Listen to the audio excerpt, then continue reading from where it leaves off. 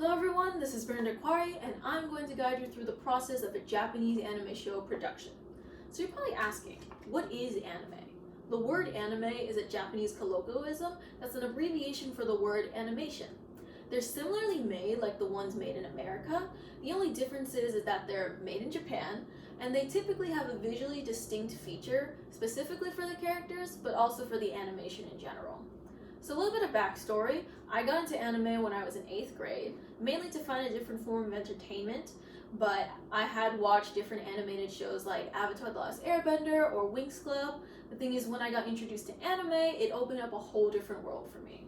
I started to watch a lot of shows in a short amount of time, and while I was watching them, I started to notice the little things behind the anime, like recurring voice actors in multiple shows, or maybe little hidden Easter eggs within the animation.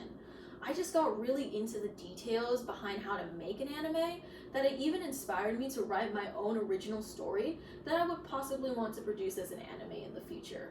But to do that, I would need to know the whole production process. And so that process starts off with pre-production.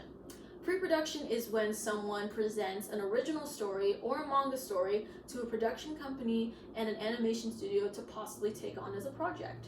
So if they do decide to take it on, they will have to hire or recruit multiple staff members to work on the many steps of the production process.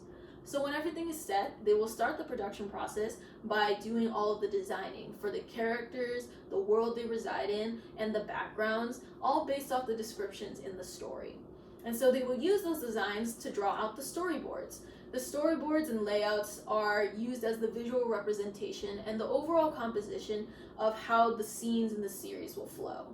And so they use those and give them to the key animators. And the key animators are the ones who do all of the animating.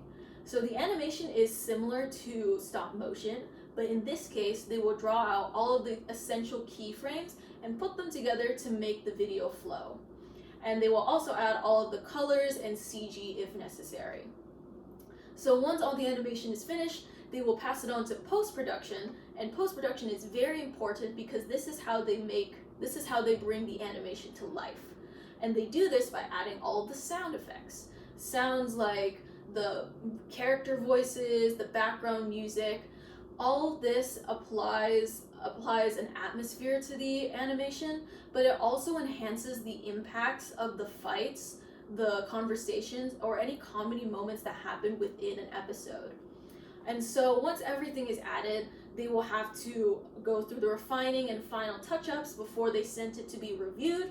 Once reviewed, they will know what they will approve it or not to send it out to the general public. But the thing is, this is only one cycle of the production process. Depending on how long the story is for the anime, this process could go on for a long time. And so they will have to repeat this process over and over again for as long as the story goes on for. However, that is a general overlook of how an anime is produced. I hope this speech successfully explains all of the steps needed to make an anime, and I also hope this sparks an interest for you guys to check out some anime shows and to admire and appreciate how much work goes into the full production. Thank you.